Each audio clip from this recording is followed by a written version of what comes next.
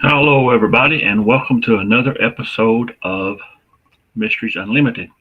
Before we get to our guest tonight, I want to share a few things with you that we've been working on that you might need to know.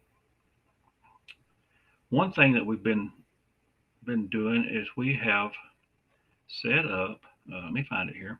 We have set up a Facebook page specifically for the podcast. You can find it on Facebook, of course, and in the description there is a link to that.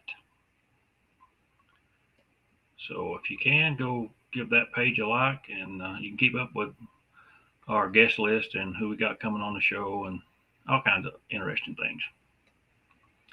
All right, at this time, I guess I would bring in my co-host, Leo, and we'll check in on him, see how he's doing. Hey, Leo, how are you tonight? Hey, I'm doing all right. Well, are you getting the big snow? No, we're going to get rain and wind here. Well, we have a winter storm warning, and it's 62 degrees. Oh, yeah, I've been out all day in my T-shirt several times. So I think it said we're going to get like 6 inches of snow between now and sometime tomorrow. Well, you just keep that down there. Yeah, that's fun stuff. You know, it's 60-some degrees, and then you go to snow the next day. Which originally I think they said we was going to get 8 inches of snow, but now it's been reduced down to between 4 and 6. So maybe by the time it actually gets here, it'll be like 2 to 4. Yeah, well, when they give accumulations like that, it's going to be what it's going to be. Yeah, it's usually somewhere in the middle. Well, that's what I tell people about the weather and about politics and the war. There's not a whole lot we can do to change it. So you just make yourself miserable if you're not careful, and you'll take a lot of joy out of life by worrying all the time about something that may not happen. You're right. All right. Well, tonight we have got a very special guest. And now Leo knows him a lot better than I do. Even though he's a Kentucky boy like me, Leo knows him a lot better. But let me read his bio for you. Tonight's guest is Charles Howard Johnson. He was born and raised in Central Kentucky, and discovered his passion for the unexplained by learning about all the local legends and lore. He currently lives in Spokane, Washington, and he actively pursues the paranormal, Bigfoot, and the supernatural. Also, he has a Facebook group, and the link to his group is in the description of the podcast. Go give his page a like and check him out. And I also was checking out Charles's YouTube channel, which has got a lot of videos on it, mostly paranormal stuff, but it's some interesting stuff. But right now we'll bring Charles in and check on him, make sure we got good audio. And hey, hello, Charles, there. Can you hear us? I can. All right. Look at that, you made it. All right. Thank y'all for having me. Glad to have you. Glad you could make it, and been looking at some of your videos and some of your stuff. But before we get into that, tell us a little bit about your background. What got you interested in paranormal? I know it says that in your bio, local legends and stuff. Right. Like that. I have to. Some of my earliest memories are growing up with In Search Of, Coast to Coast AM, Unsolved Mysteries. I have to credit those a lot for giving me some deep down love for the paranormal and the mysterious. And this is going to show my age, but I also remember at the local library of the Dewey Decimal System. Oh, me too. My favorite section was 133. That was the Bigfoot, the occult, the UFO section. So that's, as soon as my dad took me, that's where I went for. Well, you mentioned In Search Of. a lot of people who are younger than us probably don't remember that. Exactly. A show hosted by Leonard Nimoy, and quite often it had Bigfoot or whatever, and that I have to credit that for a lot for letting me go down this journey. It was a very classic show, I guess now, but it was kind of like the Paranormal Caught on Camera back then, or maybe Finding Bigfoot or something like that we have now. It's kind of similar. Right. It was kind of the, I guess, a forerunner type thing. And I look forward to it every week. Yeah, and well, everybody likes Leonard Nimoy. Most of them know him from Star Trek. Spot. Right. How long did you live in Kentucky? So I lived there. Let's see, I came to Spokane in 2007. So a good portion of my life. Yeah. We have to make a trip to Lexington about every 2-3 months. My wife has to go down there to the neurologist, but okay, about a 2.5-hour drive to Lexington for us. Right.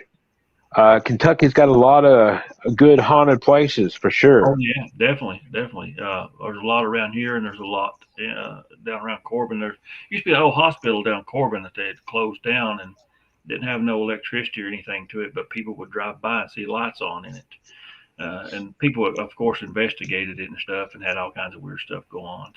So there's no use looking back at your life and regretting things. But as a child, we lived with my grandmother in Houstonville, and right across the street was an old church. And it turned out that it used to be a Civil War hospital.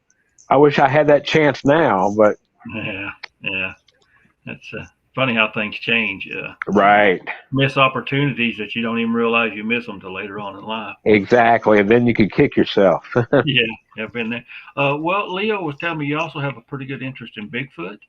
I do. Tell us a little bit about your Bigfoot interest. Well, it started out of course, like with the TV shows, and I started reading the books. Then once I came out here to Spokane, I started going to the conferences. A lot of my friends are into it. And I'm hoping this spring to go up into Colville National Forest and do a little expedition, do a little wood knocking and things like that. And there's a lot of reported sightings where I'm going, so I'm in a pretty good spot, I think. Well, I see from this picture that you got to meet the good Dr. Meldrum. Right. How'd that go? Excellent. I've seen him numerous times, and he's one of my heroes. I think he brings a lot of validity to the subject, and I really respect his work, and he's always very gracious and kind and willing to talk to you. Yeah, I've spoke with him several times, and he actually gave me a quote for a film on some tracks before. Nice. But so, do you actively search for Bigfoot as well, or? I've been out. I've checked out a few local places where people have said they have seen the creature, looked for footprints, done a little bit of wood knocking and screams, but nothing is in depth as it hopefully will be this spring. My originally, and hopefully this is still the case, I was kind of given the goal of seeing if I could document any possible paranormal activity that might be related to the Sasquatch, if there is any. Well, no, I have taken K2 meters, and I have taken spirit box. Okay. On Bigfoot trips before. And I've had a few things happen. I can't relate it to Bigfoot though, because the land has got a lot of Native American stuff. Right. Old houses. So I'm kind of the same thinking as you are. Quite often going down the paranormal road of Bigfoot, you hear a lot about telepathy or mind speak. And I thought if that's possible, maybe they could use the ghost box. Who knows? Right. Yeah. Well, what we run into here, a lot of our remote areas are places where that maybe 100 years ago there was houses. Right. So you may have old cemeteries right in the middle of nowhere. So and murders we've had. I know like on Black Mountain, there's been several murders, and it's a place that we do Bigfoot some, and there's a pretty good sized lake back there. And a friend of mine's caught EVPs and stuff around here, but I don't think it was Bigfoot related. It was from the murders. Right. Speaking of cemeteries, you do a little research. There's quite the connection between Sasquatch and cemeteries. I don't know why or what, but I don't know if it's a spiritual thing or if they're. Somebody told me maybe they were the guardians. I don't know, but I find it pretty interesting. Leo probably has a little bit of insight on that, don't you, Leo?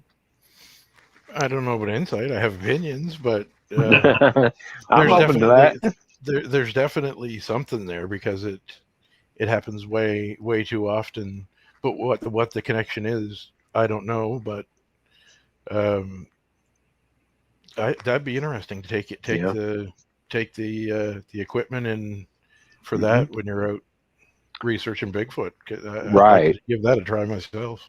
There's also been a few cases of orbs or white lights with Bigfoot sightings, and that's kind of interesting. You talking about Bigfoot visiting cemeteries. Now, we live back in the mountains. Of course, we have a lot of cemeteries that are way off the beaten path. And one cemetery in particular, I found tracks leading right up to it, and I found a stick structure very close. It was kind of on a little hill, the graves are. And there was a stick structure and tracks right there. Right, they'd been into the cemetery, really. Now you've got me really curious. I mean, I have no idea what the connection could be. Maybe they understand that, death. That could be, just understand death in general. So I'm 100% sure that they know exactly what a cemetery is, and there's got to be a reason for it. But that reason could be just simply, they could have known someone or observed someone that happens to be buried there now.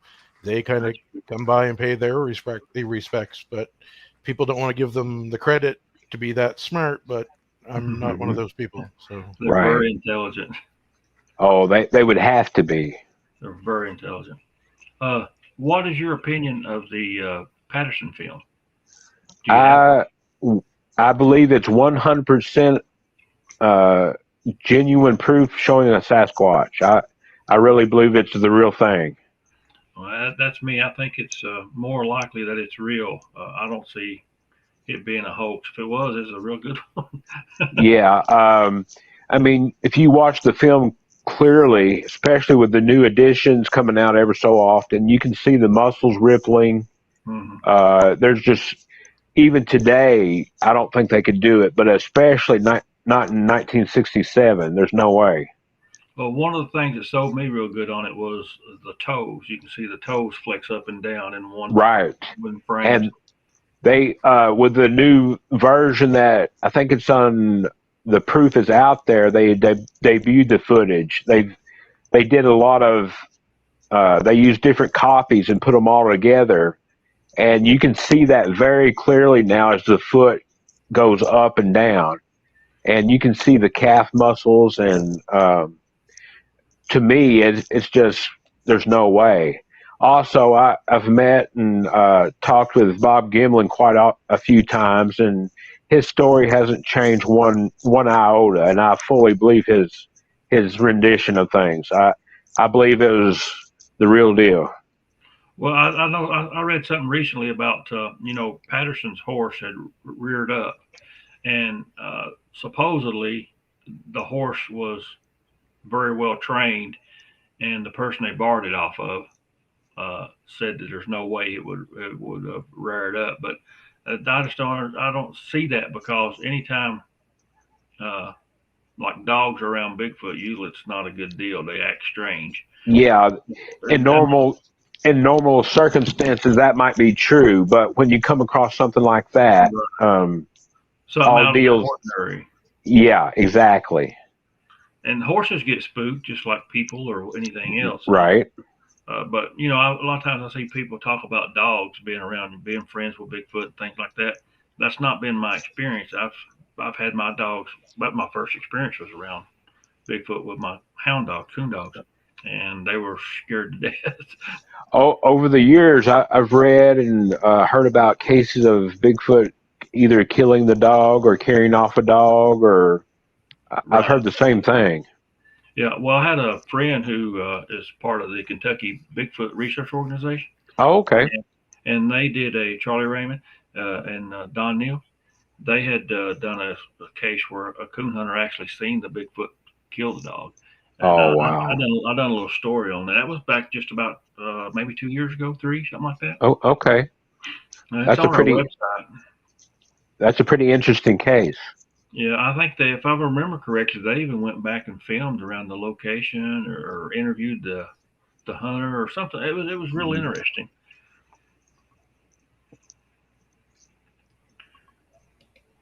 Let's see, I'm looking at the chat room. No questions, so I was just making sure. So you've not had a Bigfoot sighting yourself or anything? I have not, unfortunately. I'm hoping one day to take care of that situation. I mean, you can prepare for something all your life, but when it happens, everything's out the window, I think. Yeah, but you can't prepare for that. Right. It's I would be happy starting off with just hearing one of the screams or finding a footprint, but I'm, like I said, I'm in a pretty good spot as far as activity, and I'm hoping the Colville, it's part of the Native American reservation. So and there's quite a few. I use the BFRO's website. There's quite a few sightings in that area. So I'm hoping to go up there for a few days over the spring and summer, and maybe have a little luck. Well, I know once you find, for me, when I found foot tracks that I knew were not faked, there's no way it could be a person. It really hit home for me that, hey, yeah, it's real. It's, you know, because of course, until you have a sighting or you find evidence that 100% convinces you, you're probably always, you know, kind of think, well, maybe not, but it became very real for me. Right. I find myself questioning sometimes, could it be just whatever? But deep down, I do know it's real. I have no doubt about that. I found that it was after a sighting. I found over 30 tracks in one line. And wow. That day, I found probably 100 tracks or more just that one day. And the sighting was by my father, who was a non-believer, I guess, at the time. And so I know he didn't get out there and do it. He was in poor health at the time. Right. It became very, there was no more questions as far as being a skeptic about it, or maybe it's not real. It became very real then. Oh, I bet. I bet that hit home. Yeah. And then I caught a game cam picture of it, and I've had a couple of visuals and stuff since then, of course. That's really cool. Very few legit ones on a game cam. Very few, yeah. There's not. You don't find them. And people always talk about, well, game cam, they can see this or they can see that or they can smell it, and they might be able to. But the thing is, for me, game cams just have a very narrow field of view, and we have massive amounts of forest to try to cover. I actually did a thing on if a game cam could cover 1 square acre, how many would it take compared to forest land that's uninhabited, you know, by humans. I actually did a study on that. I'd done it on my website years ago, and I don't remember. It was way up there on how many game cams it would take. So let me ask your advice. Being somebody that's going to be doing this but never has done it, I've heard both things. One group says not to take any cameras they know. They can sense whatever. Of course, other people say take cameras and game cams and so forth and so on. What would you suggest? Well, I've used them for years, and if I hadn't have used them, I would not have caught the picture of one. But Right. I have since pulled them out and been trying gifting food and toys and things like that. And took the cameras out of respect. Now this coming year, I'll probably run some cameras, but not in my main location. I'll run them in different locations. Yeah.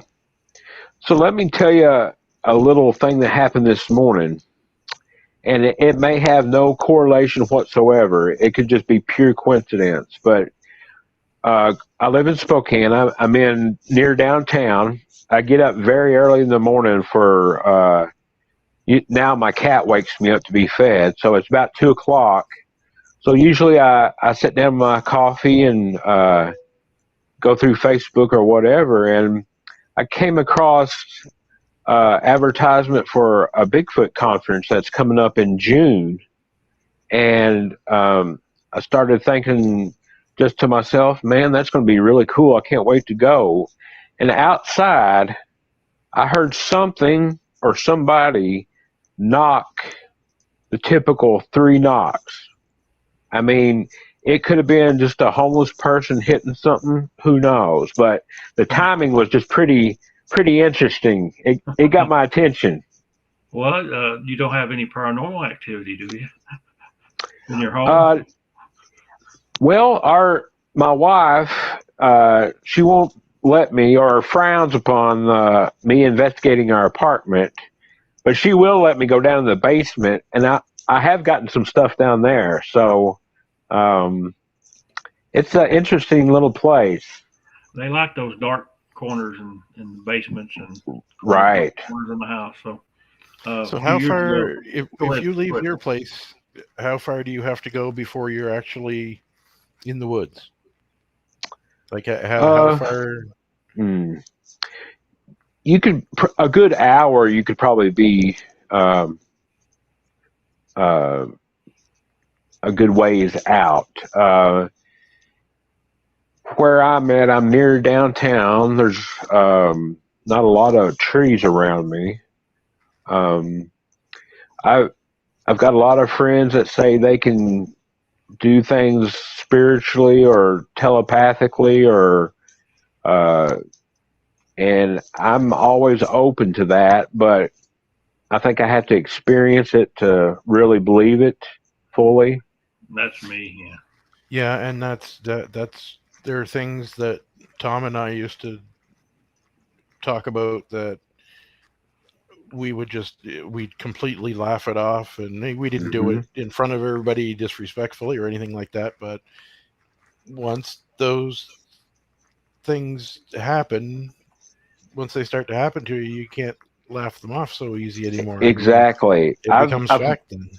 I've learned a lot from a friend. His name is Toby Johnson. He's written a book about the Owl Moon Project, or Owl Moon Lab Project, I think. And it's just got some incredible events happening that you don't typically tie to the Sasquatch. But sometimes the waters can get really muddled between the flesh and blood and the spiritual. When I first started all this, it was pretty much primarily just flesh and blood. And then you started getting a camp that said, hey, wait just a minute. There's some spiritual or paranormal aspects to this, like a trackway that stops and there's no more tracks. It just seems to stop. Like I mentioned earlier, the orbs, mind speak. And again, I think all these things should be tried to be investigated. I think too many people just write it off as being bunk or nonsense. And I know I've experienced enough paranormal stuff to be open to the idea, anyway, of portals or vortexes. I mean, I'm not saying I fully believe it, but I'm open to the idea. I guess the major problem that invites a paranormal explanation is no bodies. I know you can explain it with maybe in the forest, the conditions, the environment gets rid of the bones. Or I think a more probable explanation is they bury their dead. But then maybe it's a paranormal. I don't know. Well, I don't know if you've watched any of my documentaries. We've actually spoke to a lady who actually saw bones that were not human, that were found up on a mountain by her father, who worked as a forest ranger. It's actually in our latest film, Bigfoot the Legend is Real. And the jawbone, he was a big man, and the jawbone was like, this big, off the side of his face. Right. I think it's kind of a misconception that no bones have ever been found. I think a lot of the giants, that's, from Ohio, I think that's what some of those are. So is it true that whoever the officials might be are trying to keep it hush hush? Is that what happens to the bones, or? I think so. Well, in one of my earlier films, we talked to a guy, a local historian who recently passed away a few years ago. A hunter he went out squirrel hunting and sat down on what he thought was a pile of brush. He got daylight, and it's a pile of bones. And they took it to the local hospital, Pineville Hospital, of Dr. Golden, and they was able to assemble 4 or 5 skeletons. I can't remember the exact story, but none of them had a head. But the femur bones were like 4 or 5 times as big as rounds of humans. The theory at the time was that the heads had rolled into the Cumberland River because of them being more rounded. Those bones were actually sent to the Smithsonian, and years later they were checked on, and the Smithsonian showed no record of them. And they kept pressing and pressing and pressing, trying to find out where they was at. And the Smithsonian finally said, well, we broke them all up, and there's one bone here and one bone there, which to me doesn't make sense. If you've got almost a intact skeleton, you don't break it up. You start looking back at some of the old newspaper reports. There's quite a few of accounts of them finding giants and giant skeletons. Now, I know right where these were found at. I mean, it is on a state park. What do you know? What became of the bones? Well, they were sent to the Smithsonian. The Smithsonian said that they would just pieced them out here and there. Okay. Which this was probably, I can't remember the exact date. It was probably in the late 40s, 50s, somewhere around there. Mm-hmm. Dr. Golden, we all remember him. He was a very noted physician in this area for many, many years. Yeah. But yeah, that's I know where that took place at, and what's funny about that, pretty close to that, is the old Civil War cemetery. Oh, wow! Where those were found, within probably a few hundred yards. Do you know fairly close to where the bones were found? Mm-hmm. And is there any chance of there being more around that area? Well, at the time they brought in teams. A team that looked for more bones, looked for the skull specifically, but they didn't find any more. But what is interesting, just about 3 years ago, one of the local park rangers, which I know, he was exploring the area, and he found an old shed that I don't know if somebody had built it years ago, but it's way back in the middle of nowhere. There's really no houses back there, and I guess somebody at one time was living back there or put a makeshift shed up, 100 years ago or something. So the mountain is very large, and there's a lot of rocks and crevices and cliffs, and so it's untelling what's back there. That's pretty interesting. I'm going to have to do a little more research and watch some of your films. Yeah, for sure. Most of them are on Tubi. Most of them are on Tubi TV for free. So Okay. If you type my name, usually they'll bring them up. So perfect. But yeah, there's been quite a few bones.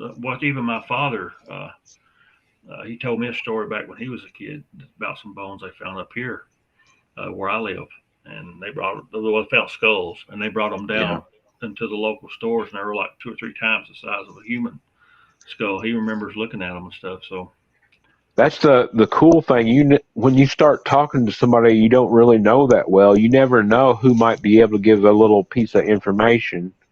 I met a gentleman just a couple weeks ago that he said his uncle had some encounters and wrote a song about it, and then had recorded some of the screams of the creature. And he had a recording of it, and I heard it, made a recording of it. It's pretty cool. I've heard a few whoops and a few distant screams, but here in my area, I don't get a whole lot of vocals like that. Right. I don't know. I don't know why. I know. It seems like a lot of sounds come out of Ohio. Right. It seems like they catch sounds there pretty often. That's where Matt Moneymaker, about 50 years ago, I guess, recorded his sounds there. Right. Do you get wood knocking? Occasionally, I actually had a wood knock just a few days ago. Just by stopping by an area where I first go into it, and I had a wood knock. But I've had some wood knocks that were close to me. I've heard them talk before. I've been close enough. I've heard them speak. They do have a language. I know Leo knows they have a language. They have a couple, actually.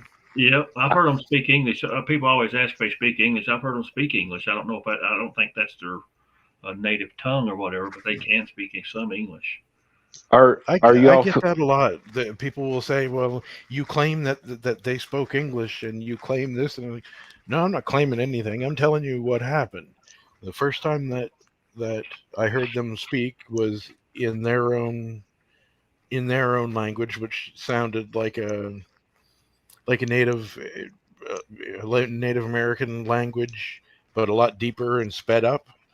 And then I got caught with my phone when I was at my research area. My phone rang. I normally have it shut off, so that can't happen. I forgot to shut it off, and it rang, and I did a little bit of cussing, and I had a juvenile mimic what I said. So that was the first time but I didn't know they could actually speak English until just a few years ago, and what they spoke was reasonably clear English. So, not to offer any kind of judgment on these people, but I have a lot of accounts from people I know and respect that say that mind speak does happen. Again, I hope one day, if it's real, I get to experience it. But I think it's a pretty interesting concept. But who knows? Just don't overestimate what it is, though, because you can consider mind speak that gut feeling that says, no, don't go any further that way, or don't go any further that way. Right. A lot of people will say, well, they told me. Well, did they tell you, or did your gut just tell you that that's not that's got a place with bad vibes? It would probably be a pretty safe bet, but are y'all familiar with Ron Moorhead? Yeah. And his recordings? Mm-hmm. I've heard him speak a few times, and pretty interesting, I think. I think what they captured up there, I'm someone that I have no choice because it's happened to me, is that I don't just believe that I don't believe in type 1, type 2, type 3, type 4 Bigfoot or all that. I think we're dealing with more than multiple tribes, multiple individuals. We're dealing with multiple species, and we're throwing them in the category and calling them Bigfoot because they leave big footprints. Right. But what people aren't quite willing to accept yet is that they're not necessarily all related.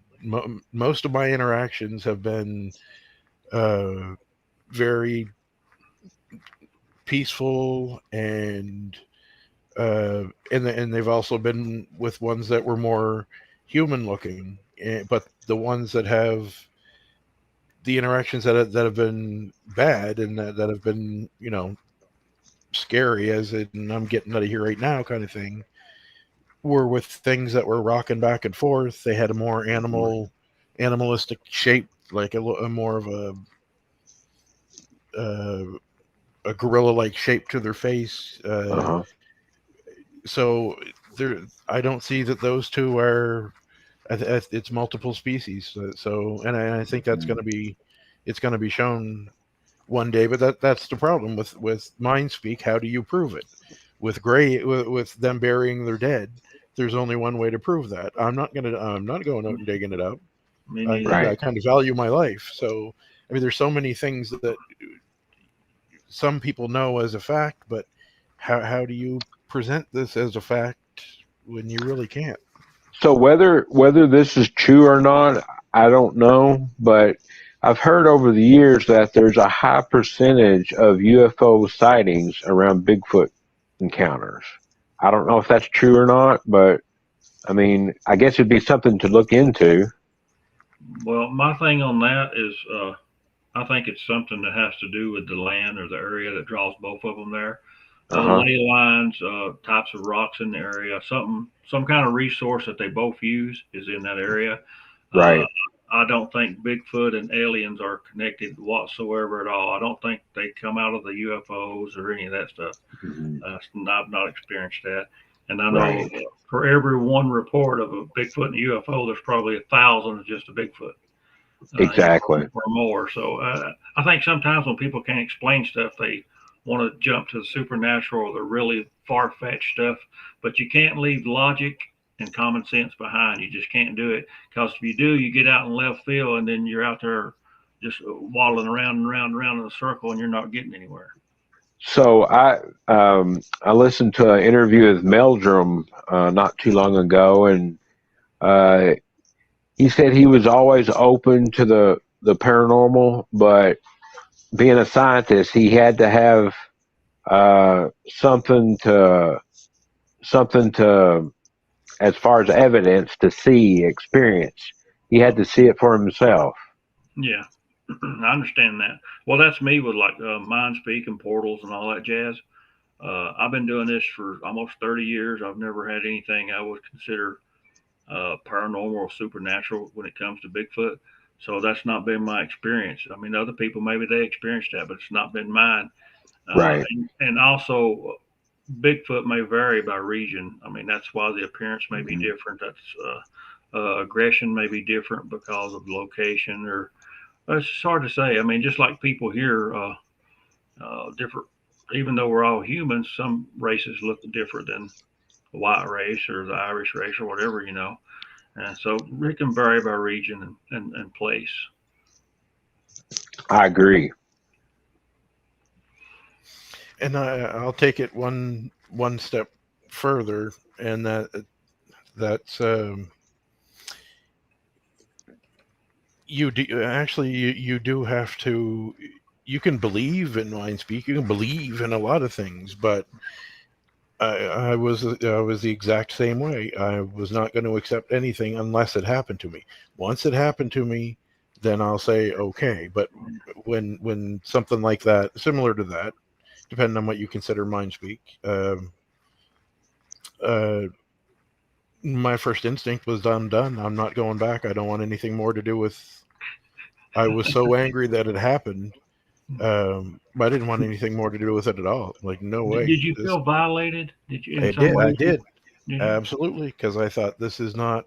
Because something that you and I talked about years ago, Tom, uh, sometimes I think what happens with mind speak is something may be speaking to you, but unless you see that it's them, you don't know what's speaking to you. That's right. So, Mhm. I I mean, got that made really, fun of over that. yeah, I and got made I got made fun of over that because I don't know if people believe in demons or bad spirits, bad evil spirits. I do. I've seen it. Mhm. So those will speak to your mind too. So you got to be careful. I wrote a little article about being careful of what's speaking to you and what you listen to, because it may not be Bigfoot. It may be something that's what we call familiar spirits, what the Bible calls them, that's trying to move you in a certain direction.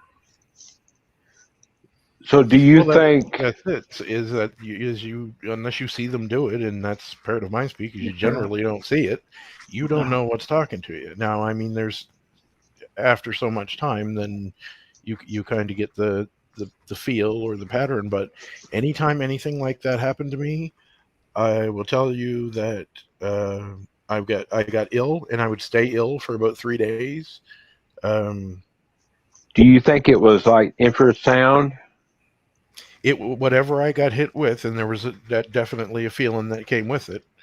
I won't put a label on it until I know it, and I don't know what it was. I know it came from them. I know which one it came from, and that kind of thing. But no, this was something I completely dismissed just up until the last few years, and I understand why people dismiss it, because you have people that will swear that they sit down with multiple Sasquatch every day and have conversations with them from thousands of miles away or right next to them. And so people will take something, and whether you want to call it mind speak or whether you want to call it anything else that you would, throw in that category,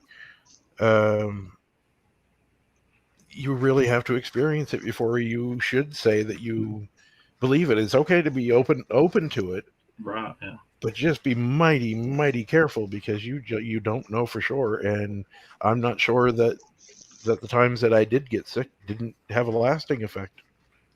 Well, we know that infrasound is a behavior that many, other creatures have it, animals, lions, and it's just a frequency below what we can hear or above what we can hear. Either way you want to do it, say it. But sometimes people see that and they think it's something supernatural when it's not. It's a known behavior by some animals. Right. Elephants have it. They can communicate for miles. Using it. Just my opinion. That's kind of the same idea that one day, once science understands the paranormal, it's just going to be another layer of science on how things work. And yeah, there's a lot of paranormal that's not paranormal. It's just normal that isn't accepted yet. That's it. Yeah, that's true. Speaking of paranormal, I do know you do a lot of paranormal research, because I looked around on your YouTube channel and looked at some of those videos. Let's see what I've got here. We may want to, maybe we want to play a video. How about that? That sounds good. Okay, this is a video from Charles. Let me find it. Let me see which one we want to go with. Let's see what this one is, maybe. Okay, so light it up if you died here, please. Okay. Thank you.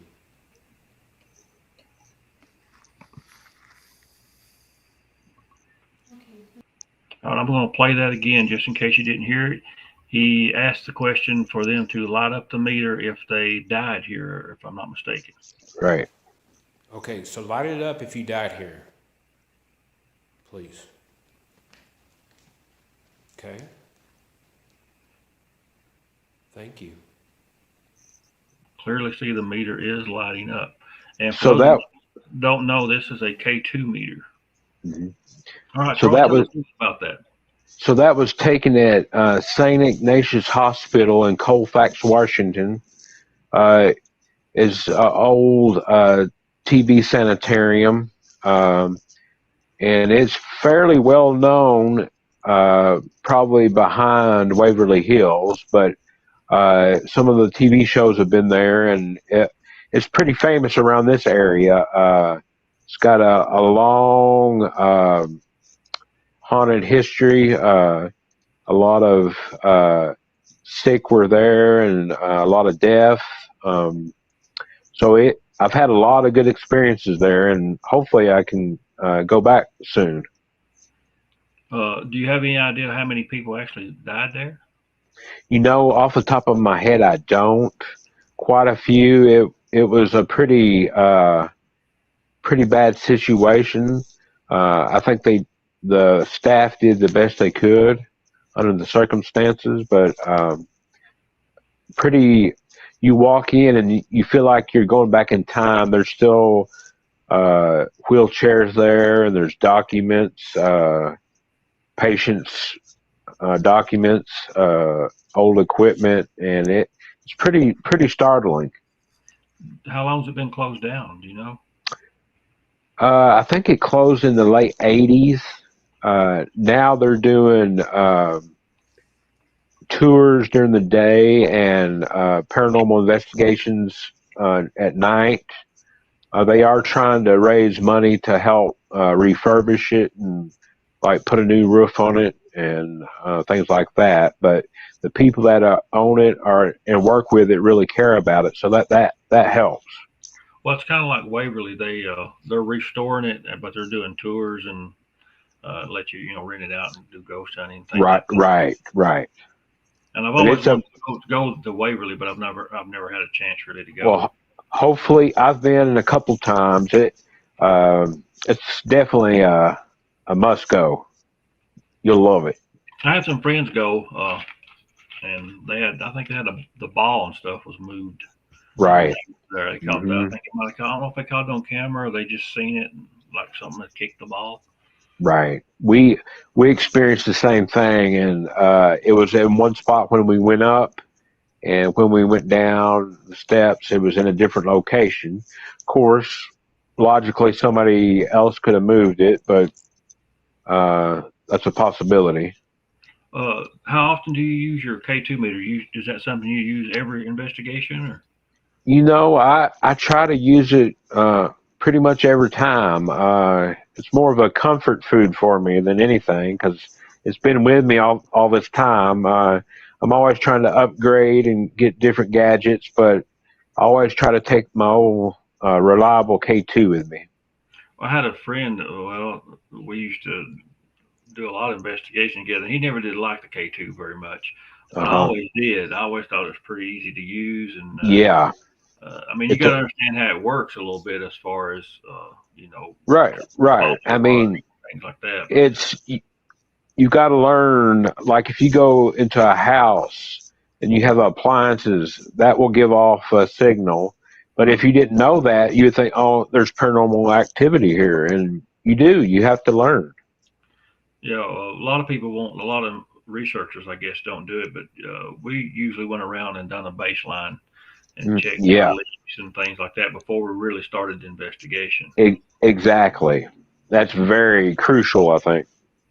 And one thing people may not know is if you get a message on your cell phone, it will cause the meter to go off sometimes. So, Right. I always try to put my phone on airplane mode, mhm. and sometimes I forget, but I try to make that a good thing to do. Well, if I've got mine on silent, of course it'll vibrate, and then if it vibrates and I see the meter go off, I know I can correlate the two. Uh, Right. what's causing it. But we've had some good interactions with the K2 that we actually caught on film, and uh, Yeah. not just we'd have like two K2s together, and hmm they would make one light up, not the other, make them both light up. It was pretty neat. So it's Yeah. a good tool. Like anything, you can go expensive or you can go fairly cheap. I mean, K2s aren't that expensive. You can use the little mag flashlights as a yes no type Yeah. question. hmm Um, Again, I love to try to think outside the box, and um, I do think it's paranormal, but sometimes I think, is it the investigators concentrating on the K2 or the flashlight, maybe using some type of psychic power to influence? Just a thought.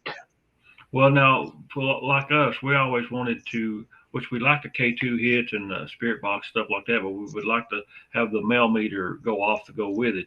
Multiple sources that would Right. document the activity is always better. Exactly. We got a question in the chat there, bud.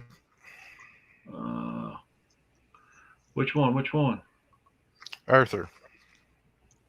Uh, do we think that Bigfoot would watch someone who is working on stuff? Because I do take junk apart in washers and dryers. Yeah, I think they're curious about what we hmm do. Uh, I don't think that's a big stretch at all. Oh, I mean, I fully agree. I think they're very curious. And some of the best advice I've heard, I think it makes sense, is if you want to experience Sasquatch, don't go looking for them per se, but just set up a camp, play music, have a fire, sing. They seem to be very curious. Well, I go at it kind of like a job, but I enjoy nature. So Hmm. I'll get involved with nature while I'm out there. And usually that's when something happens. But Right. yeah, I think they're very curious. I know Leo, without a doubt, has had some interesting things happen, especially with um, the ball coming back in the road, which is very interesting. Uh, leave it in the forest and then it shows up on your trail. Hmm. And they're curious of what we do and how we do things. I think that was a good question too. So, Well, they're not going to learn as much as what they know about us, and they know a lot. Um, without they couldn't do it without being as curious as what they are, and you have to think that the older ones are going to have to bring the young reasonably close to us hmm. and say, "This is how these people act. This is what you got to watch out for." So we're watched a lot. If you look at where most towns are laid out, you have your town, but just outside you can drive for 5 or 10 minutes outside of a town because most towns are built right in the forest.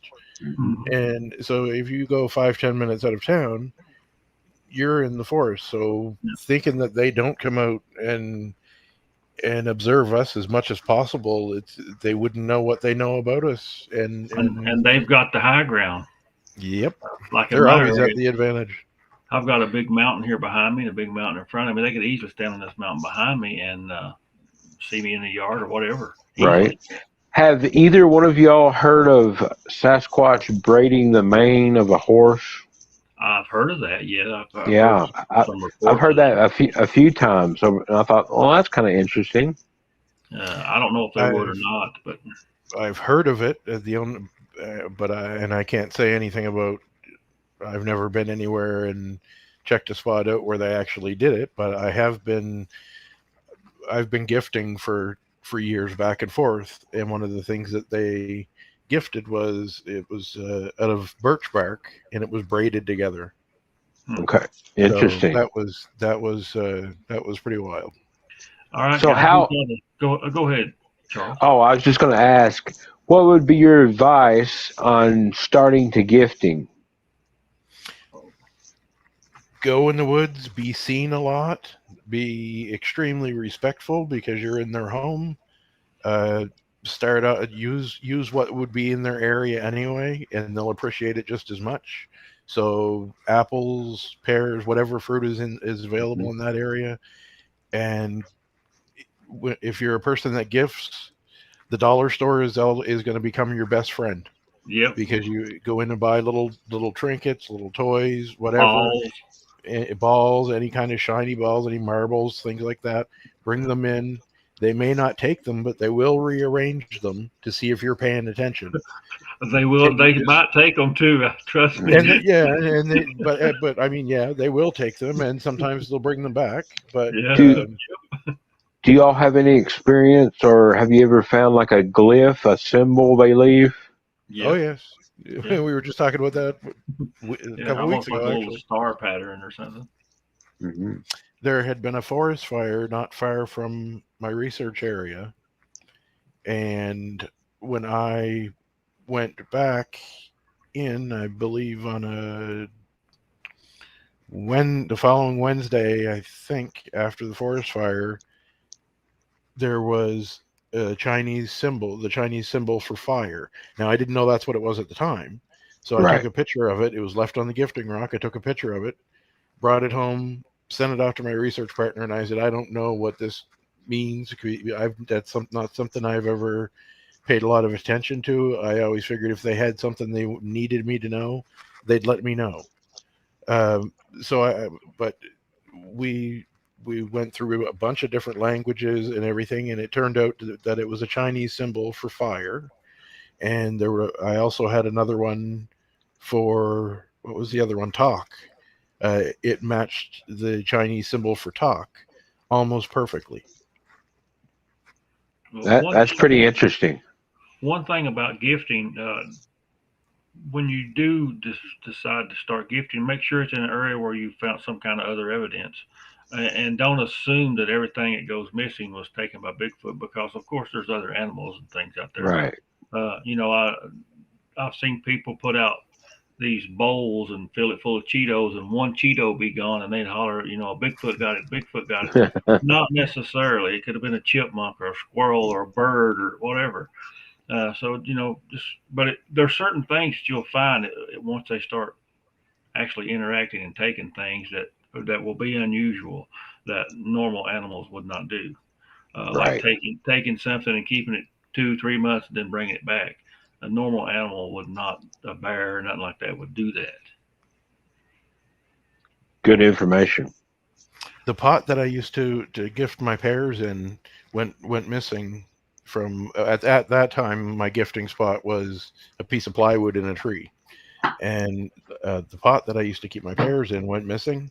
3 months later, it comes back, and it's sitting right out at the end of the way that I go in and the way that I leave is it's a game trail. So it was right at the end of the game trail with a little X, a wooden X on top of it. So they swiped my pot from me, and then they brought it back to me and put an X on it. It's like, here, you can have it back now.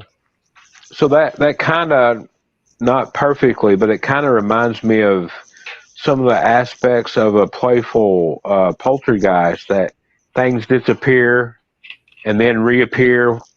And yeah. We got a question here from Jimmy B. I take it this is Jimmy Blanton, I do believe. Hello, Jimmy. This is a good question. Speaking of paranormal, what about old tech versus new tech? What do you prefer? What do you like about it? What do you don't like about it?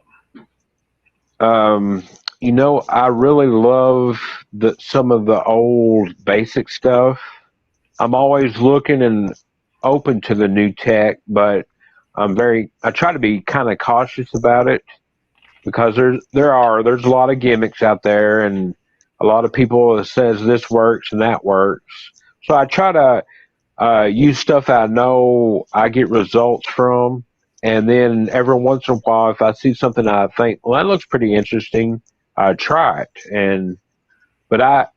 Lately I've been into ITC research, ghost boxes, EVP research. So I use a lot of just old time basic recordings. Yeah, I liked a lot of the ITC stuff. Speaking about the new tech, like the apps you can get, some of those Right. you really have to be careful with, because while it's okay to have a voice bank, and we'll probably talk about that a little bit later, you don't want it to actually automatically filter in. You want the entity to use it. And some Right. of them actually filter it in for you, and it's Mhm. really a gimmick, really, for you. Yeah, you've got to be real careful and try to use things that you can that you believe that are made for real research and not a gimmick or a game. What's your favorite box to use? Spirit box? Do you have? I use like the S7, the little black ghost box. SB7? SB7, the SB11. I forgot about that. I use the little, I think it's from Ghost Stop, the S box. It's a little red, black, and white one. Yeah, I don't have that one. I've seen that one, but I don't. It's a nice, especially if you're just got a small little kit. It's a very good little thing to have. I just recently bought a bigger radio that was made into a ghost box, and it's pretty good. I think you're speaking of the Steve box, the Steve Holte box. Yes, I did get one of his. Yes, and I really liked it. We had good success with his box. I don't know exactly how he tunes his or whatever, but we had very good success with his box.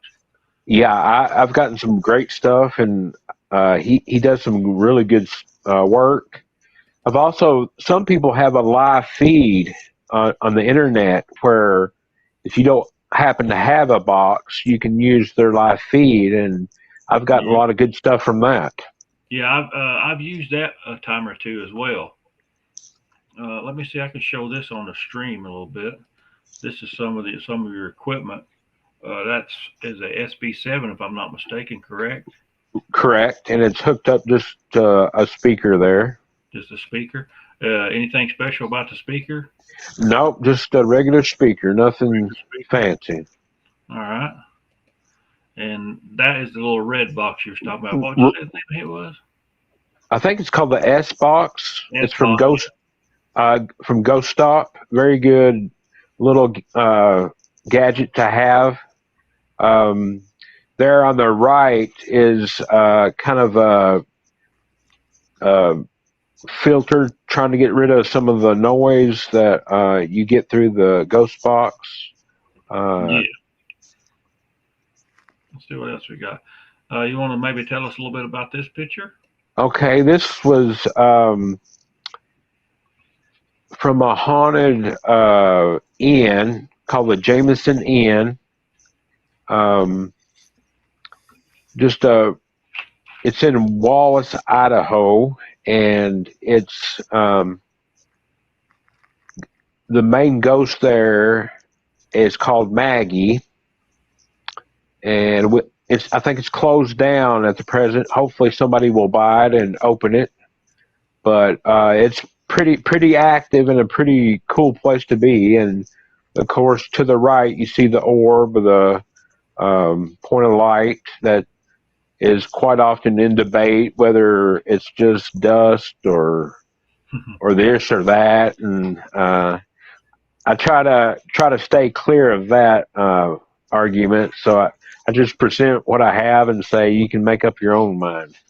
Well, I've seen it both ways. I've seen dust and I've seen real orbs. So Right, I agree. I've seen both of them as well.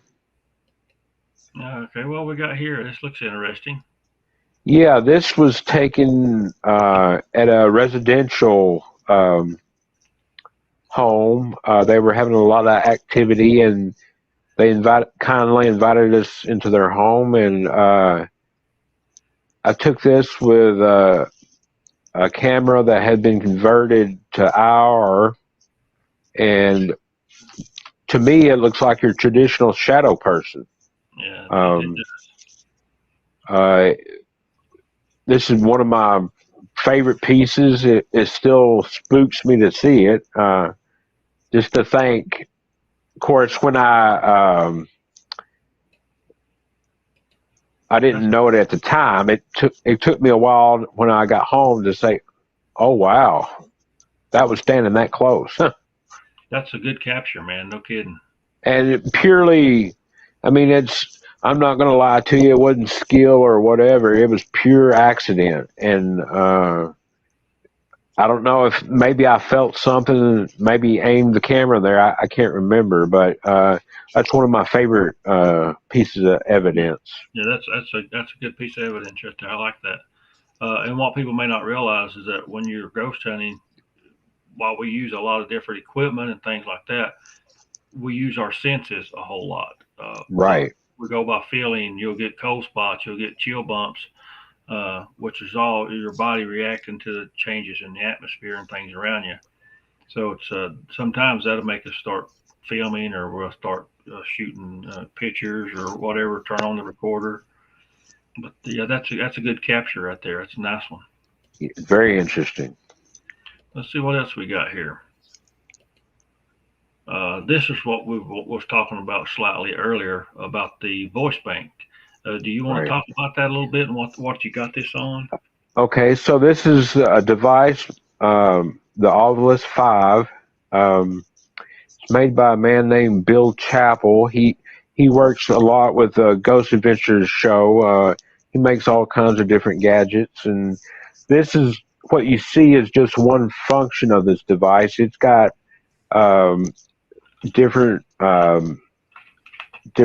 elements to it. It's got like a true false thing you can use, but this is just the dictionary mode. And I like this device. Sometimes you won't get anything at all. A lot of times, actually. But sometimes you'll get quite a bit. And one time I was investigating our local courthouse where they had performed a few hangings, and the words that I received were very fitting. Things like judgment and rope, and just very shocking, actually, words. And a lot of times you will get words that are fitting for the situation that you're investigating. Well, now explain to people a little bit how it works, or maybe I can help you. You ask a question, and then the entity selects one of Right. these words, and it comes through the box. Correct? Correct. I think that if I understand it right, the theory is that the spirits are able to use the energy, the environmental energy, to basically use the dictionary to communicate. Say you had the word fire, and there was a fire that this spirit had died in. Maybe they might use that to communicate. Right, and they can select words that correspond with what you know about the area.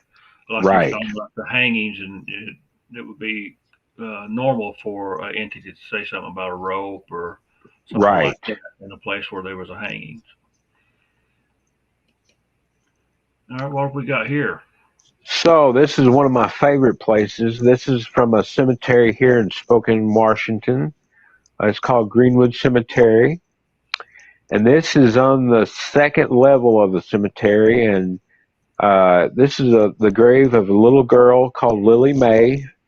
Her ghost is supposedly haunts the cemetery. And from what I've heard, she communicates with the grounds crew when she's not happy with how her grave is being kept, or how it looks, and I've talked to some of the grounds crew, and they say yes, they've seen her. So that's always interesting. I've taken the flashlights and the ghost box and some of the other equipment, and I've gotten some really good results from here. Do you have any idea about how old she was? I can't really see the date. I see the death, looks like, but I don't see the... Right. I don't think she was very old at all. I can't remember exactly. I did a little research. I went to the office, and they told me quite a bit about her. She's fairly well known there at the cemetery of as her ghost being there. That says, does it say 3 years? Looks like at the It bottom. looks like 3 years. 3 years, 8 months, Yeah. and 1 day maybe, or something like that. And So she's I've small. I've always drawn to there. For some reason, I really like her story, and always drawn there. Usually during the spring and fall, before the winter sets in, I'll go and talk to her and do a little work with her and tell her I'll be back. People usually leave things on her little grave, and something that a little child might like. Well, earlier we was talking about how sometimes people jump to the paranormal on Bigfoot. Well, in the paranormal field, we got people who jump automatically to a demon. If it's a child entity or something like that, they automatically go to the demon. Right. What's been your experience? I personally don't think that's what it is, but what's your experience on that part? As far as I know, I haven't experienced demonic activity, and that's not to say I don't believe in them, because I do. but I think you're right. I think people automatically label something demonic when there might be a more a less violent, a less um, critical answer for what's going on. But again, on the flip side, that's not to write off demonic possession, and I do believe in demons, and I try to be careful, and so I try to ask this with people who are knowledgeable, and thinking about the Bible. Is there ever a occurrence where a demon has no host, that it exists outside by itself? I can't think of any. I think there's always a host that needs to be. Well, good question. That is a good question. I never thought much about it. Like when uh, the Legion was cast out, it went straight into the swine, Right. when they run down into the sea and choke themselves. Exactly. So that's kind of the event that got me thinking. Do they need our energy or something? I don't know. I've read quite a bit of the Bible, of course, but I've read also a lot of quite a few books on demonic possession and things like that, because it's an interesting subject. Even take the religious aspect kind of away. Yeah. From it, how people's personality changes and their behavior changes. Right. And I think some of the psychiatrists and psychologists, some of them believe it's a real thing. I mean, I don't think it's widely accepted, but some of them do believe in the existence of demons. Well, I'm sure you understand that even in paranormal investigation, sometimes you'll get an attachment, it'll follow you home, or and it can cause you a lot of problems. Yeah, it's a serious issue. Unfortunately, I don't think most people take it as such, but it can cause a lot of problems, mentally, physically, spiritually. Yeah. Relationship problems. Yeah, I mean, a lot of the Ghost Adventures crew has sacrificed a lot, I think, and it's not a light subject. It needs to be taken seriously, and thank the Lord, I haven't really had anything follow me home, and I hope it stays that way. What's your thoughts about haunted objects? Say maybe like a doll or a old picture, and bringing it into your home. What's your thoughts about stuff like that? I'm open to the idea of something being haunted, but I think with Hollywood, you see all these dolls on eBay for sale, and I think a lot of it's just bunk. But I do think things can be cursed or haunted. We had a couple years ago, we had a haunted tour meeting downtown, and one of the antique shops brought down a painting they is well known to be haunted, and yeah, I think it's possible. I never bring anything home from a location. I try to be fairly careful anyway. You think about maybe, I don't know, sometimes we go to the Goodwill or one of these resale shops, and we'll buy something if it's something kind of cool and I like it. If it's old, I like old stuff anyways. Right. And you bring it home and then you start having activity. You can pretty much say that's where it came from if you didn't have it before. Right. Especially like when you walk into an antique store, sometimes you get a bad vibe, and again, it goes back to the idea of energy, and whether it's good energy or bad energy, I guess it depends on what home it was in or situation. Right. Yeah. Let me see. I think we've got a couple more videos of yours if I can find them. I think I do. Yeah. Here we go. Let's see what this is. I can't see it because it's a black screen. Right. Oh, this is the flashlights. Now's your time to communicate with us. Do you have a message for us, or are you curious why we're trying to contact you? My friend here's had some strange occurrences. Just a note for the camera, the amber lights detect vibration, and sometimes the table will move. So let's. Can you make the device, the little REM pod, go off again like you did earlier?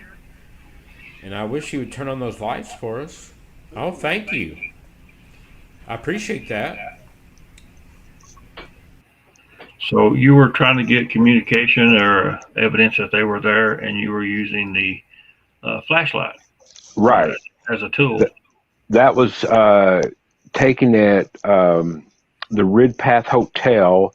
It's now lower income housing, and it was notoriously linked to the mob, and there had been all kinds of dark activities going on there. But I personally, I cannot debunk the flashlight method. A lot of people say, well, it's just the temperature of the bulb and it will light up. But it becomes a lot harder to explain when you ask a direct question and it comes on. I've thought about maybe it's the vibration of the voice of the investigator, but I think it's a good method for communication with the spirits. Had you, in that case there, had you loosened up the bulb area? Yes, I turn it to where it's barely off, and I believe it doesn't take much for the spirit to use it.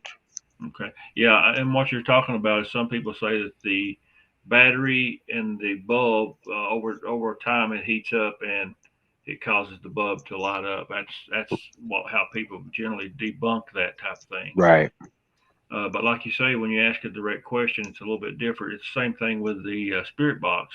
Mm-hmm. If you ask a direct question like, what's my name, what color's my shirt, and you get a response that answers that specific question, it's a lot harder to debunk. Exactly. I'm really focused on the spirit box right now. It's just a fascinating world. I've got a lot to learn because I've just started, but it's a very fascinating concept, I think, with people like, it's got a rich history. It does, yes. People have been trying to contact using different methods for a long, long time. And Edison, I believe, tried to come up. His parents were spiritualists, so he was well versed in the concept anyway. Well, Harry Houdini is one of the most, I guess, popular or famous people, I guess, that was kind of into that spiritualism. Right. Back then, the mediums used channeling, where they would become possessed or whatever, or channel is, I guess, the better term, the dead relative, and it would speak through them. And Houdini went around and debunked a lot of that stuff that they were doing by lifting the tables and ringing the bells with their feet. Right. Like that. He was devastated when his mother died, and he was always searching for a way to communicate. And he kind of became friends with Sir Arthur Conan Doyle, the author of Sherlock Holmes, who was on the other side of the fence. He really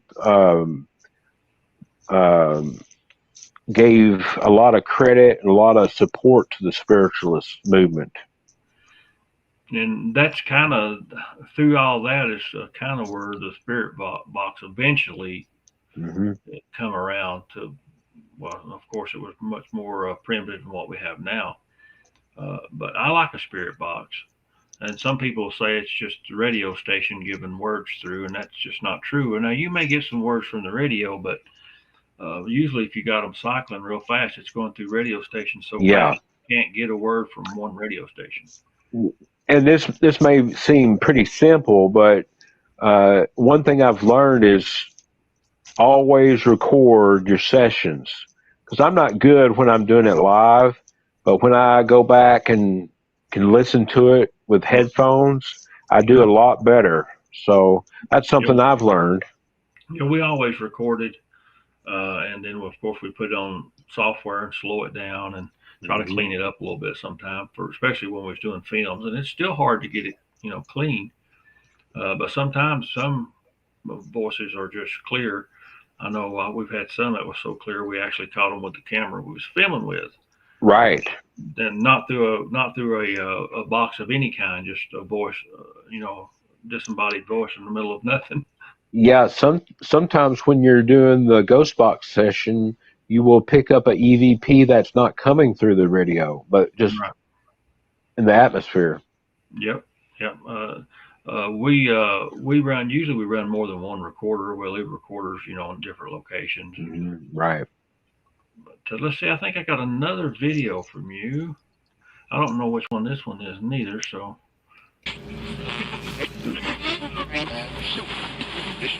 Are there spirits with me right now?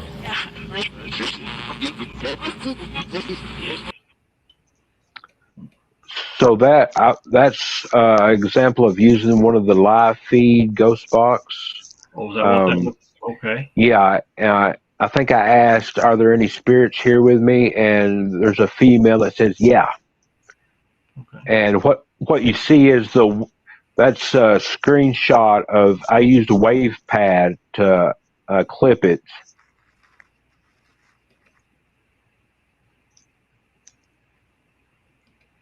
Yeah, my friend of mine used WavePad a lot. I actually when I did the films, I would edit it in my editing software because it had a pretty good audio thing that was separate. Yeah. And I used that quite a bit. Audacity is another free one. It's not bad. Yeah, it's got a steep learning curve though. You really have to take your time and learn it. Right. Do you have a favorite place that you like to investigate, and do you have a favorite paranormal tool that you use?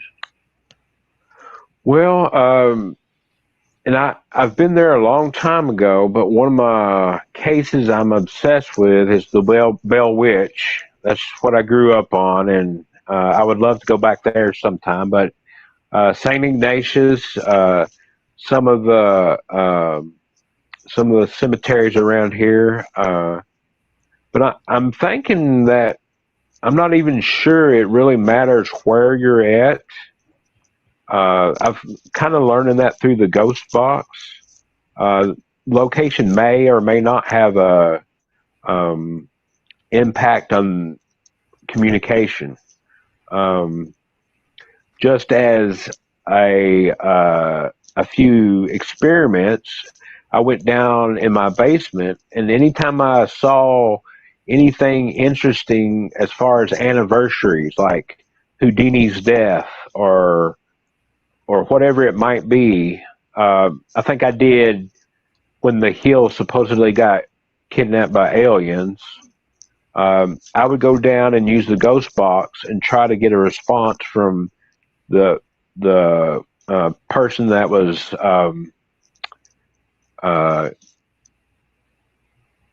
that had the event occurred to them, whether it was Houdini or the Hills or whatever.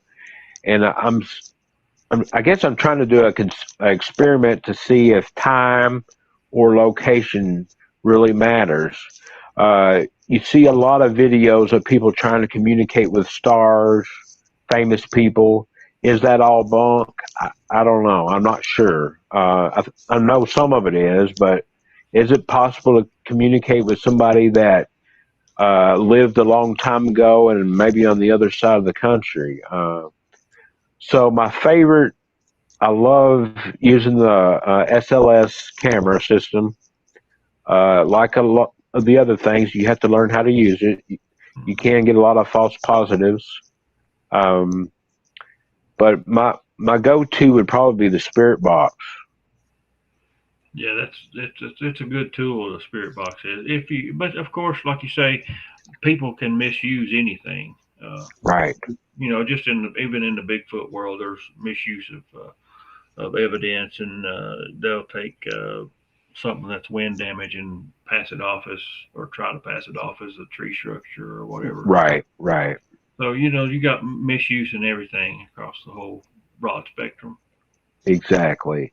And I try to keep my ego down, and I don't know very much about the world. I've experienced some of the paranormal stuff. I try to keep an open mind, and I'm always in it to learn. That's my goal, to learn. I've got a box that I got from Nigel Mortimer. Okay. I can't think of the name. What the name of the box is? Hmm. But he is real. It's real good. It's got built-in reverb and all that in it. Okay. You can link your cell phone to it. Like if you're going to run an app, say you want to run an app, you can actually Bluetooth it to the box, and it'll play through the speaker, and the speaker is extremely loud. FCD, I think, FDC is the name of his company, and he's in the UK. And Okay. that's the second box I bought off of him. I think it's about $125. It's a dynamite box. What's his name? Nigel Mortimer. Nigel Mortimer. Okay. FDC is his boxes. I think it's Okay. an FCD. I can't remember the number on it. When it first came out, it didn't have a adjustable sweep rate, but he updated it and it has an adjustable sweep rate now, which is real good.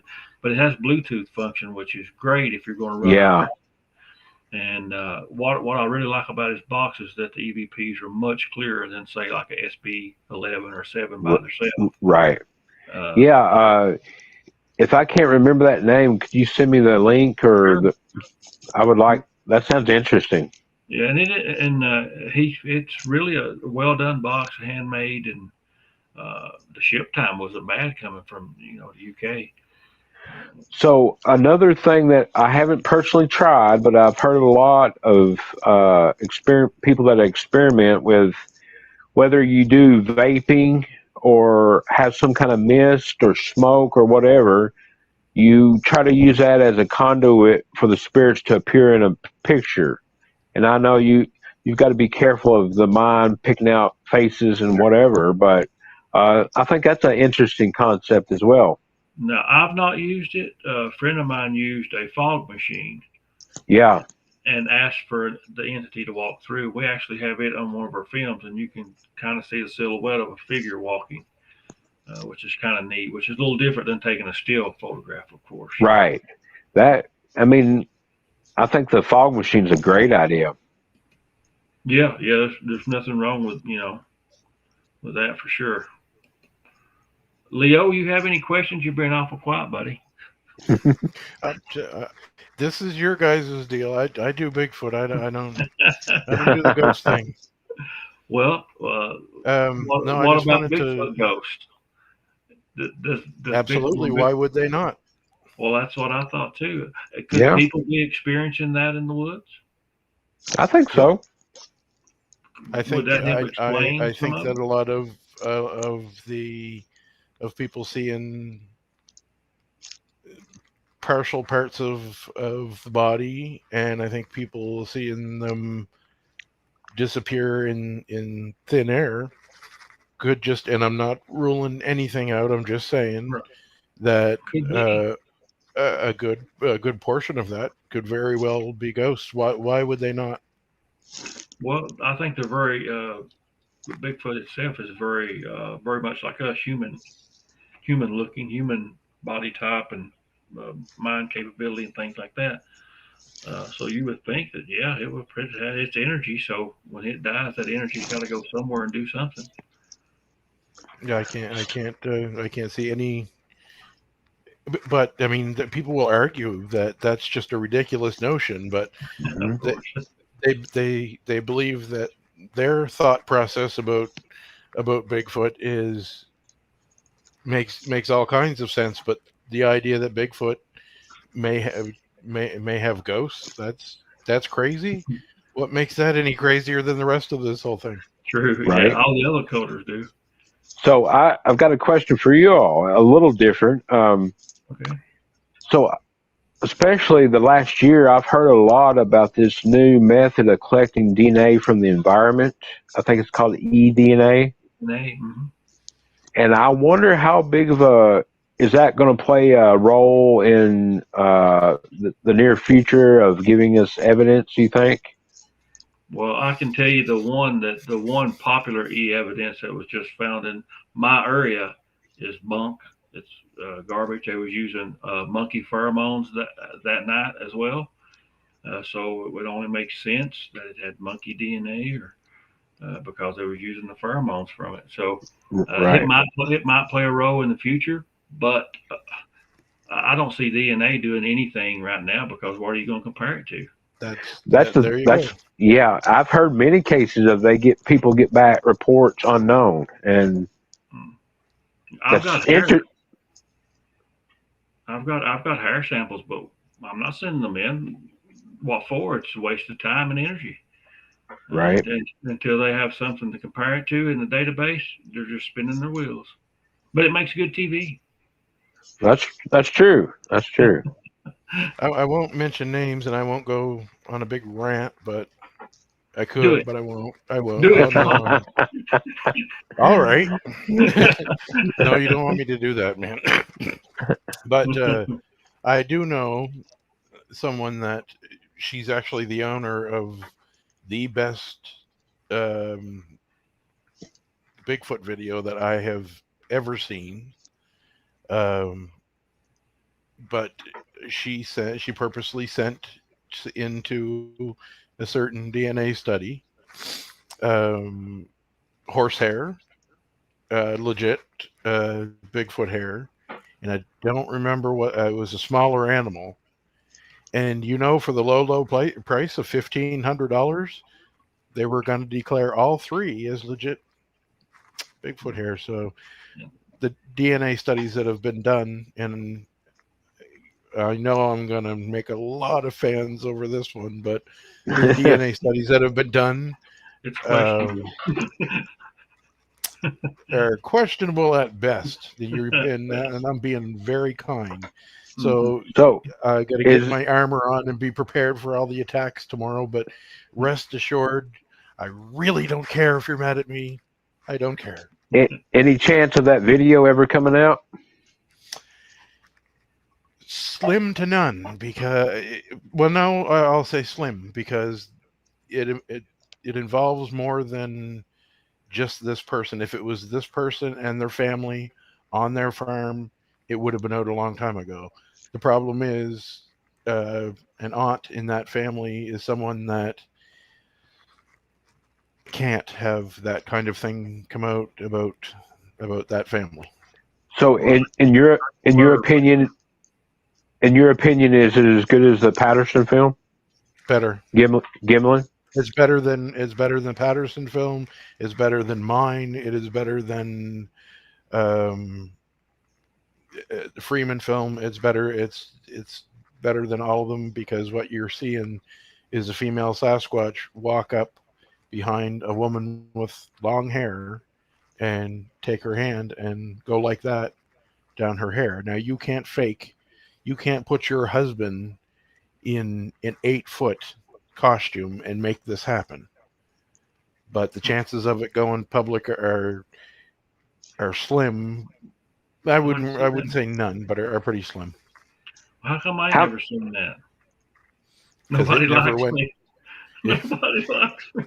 Well, actually, it's probably a good thing because this person liked me a little bit too much, and she was married, so Oh, well, I've that not had a that could have stalker yet. turned I into think I had a something stalker. very, very so bad. But how many videos do y'all think are being hidden away? You think there's a lot of them? many, Yeah, I think there's a lot of probably photographs and videos Hmm. that won't see the light of day because of all the ridicule that goes on. Oh, You could tell a fantastic story with no evidence and nothing to back it up, and people love you. But you can actually have a video of something, and it's a real Bigfoot, and nobody cares. I've heard over the years lots of people saying they've seen an incredible video, but the person that owns it just won't release it. Yeah. Actually, And I had a convention. I was at some event that I was at, and this guy come up to me. Him and his girlfriend or his wife, one, had been out in the forest, hiking and run across the Bigfoot. And he got a picture of it. It was a good picture, one of the better pictures I've seen. But it never seen the light of day. He kept it on his phone, and he just never released it. I tried to, talk to him, but when you got a lot of people coming in and out, and they circle around and they get away from you. But yeah, it's never been shown publicly that I know of. I'll tell you, and the reason why, I'm pretty thick-skinned. I've been through a lot of crap in life. I'm not. But I've never been in a position where I had to sit back and let people shoot their mouth off, and I couldn't do anything about it. When I released, take your pick, any of my stuff that I've released. Oh, big nose. I have a hard time doing it again. I will do it again just to tick them off and show them that I haven't gone anywhere. But I understand now. I went from being a swell guy to having half the Bigfoot community just adore me, which was just as bad as the other half hating me, because they were the ones that were supporting me because they wanted to believe anything, and then the other half were hating me because they wanted it shut down. No, you can't have it. It's clear, so we've got to make this fake. I think Bob Gimlin, he's had a rough time over the years, and he's paid his dues and sacrificed a lot. And I'm glad he came. I'm glad him and Roger released it, but they definitely paid the price, I think. Oh yeah, I'm sure. Well, Rogers, he's been dead forever, and they still talk about what kind of a bad guy he was, and right, all that kind of stuff. But he couldn't have been too bad of a guy. Did you see the party that was going out with him riding? If everybody hated him and thought he was a liar and no good garbage, why was everybody willing to go out and invest their time and energy tracing through the mountains on horsebacks and stuff with him? It's just, I don't know. Right. They'll do whatever they can to tear people down. Oh yeah, and I personally, I've got to say, Bob Gimlin's my hero. I mean, I've met him a few times, and he's nothing but a gentleman, and his story has just stayed constant, and I believe him 100%. And yeah, Bob's older too. He's not going to be around forever. Right. He's in his 80s, I believe, right? I think he's in 90, I think. 90 or something. But he's still strong, and he seems to he could probably outwork most of us. That's them old timers, buddy. Yeah, that's right. But yeah, it's I always liked the Patterson film pretty well. But like Leo's saying, some evidence, if they've already got it in their mind that they're not going to accept it, it don't matter what you show them. It's like having an argument on Facebook. There's nobody ever says, "Oh, you're right. I'm going to change my opinion about that." It never happens. They just fight you tooth and nail till you're one of you get mad and leave. That's how it works. So do you all believe the government knows about them, has bodies? Yep. I don't know if they still have bodies, but 100% they know about them. It's impossible for them not to. I will go this far and say that there are people working for the government in the Bigfoot community that puts out bad information, crazy stories, phony baloney stuff just to keep the waters muddy and keep it a subject of ridicule.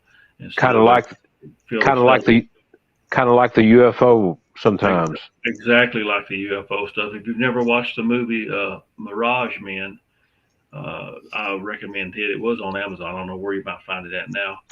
And it is about that whole deal, how they would put out bad information to the point they drove one guy insane, harassing him. One idea, and again, I love to think out of the box, but are y'all familiar with remote viewing? Yeah. I wonder if you could apply that to locating some of these creatures. I know there would be moving targets, but I don't know if I know the government did some stuff with that years ago, but I don't know if that would be an effective way. Right. your own thoughts would get in the way if you're not careful, especially if he Hmm. was already a Bigfoot person. Now, if Right. we get somebody who had no interest in Bigfoot and they could remote view and find something, yeah. But if you got somebody who's already into Bigfoot, I think they would be biased and they would lead It, their own self astray. it'd be very difficult. I think you're right. And, but I don't know. That's interesting subject, remote viewing. I don't know how far you could go with that as far as locating targets, but So apparently, I think the military had a Project Stargate, they called it. I don't remember what it was called. But yeah, I remember reading about it a little bit. Yeah, it's pretty interesting. That they made a movie. I think it was a comedy, The Men That Stare at Goats. Yeah, I think it had. Yeah, it's pretty good. George Clooney was in that. Right, right.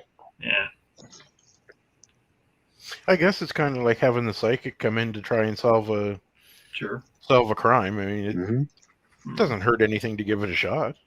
Right. I've got a psychic I'm going to be working with to do the remote viewing on these up in the area I'm going. See if she gets anything or gets a specific spot or can get any helpful information. I thought, it's worth a try. It couldn't hurt. Well, just like with crime cases, occasionally psychics come in and are able to help solve a crime, a murder, or find a body or something like that. So it doesn't hurt to try that. And I've got Right. friends who are, do that kind of stuff. I've got one in particular I want to use in a film on a missing person case that most people think is dead, and I think is dead.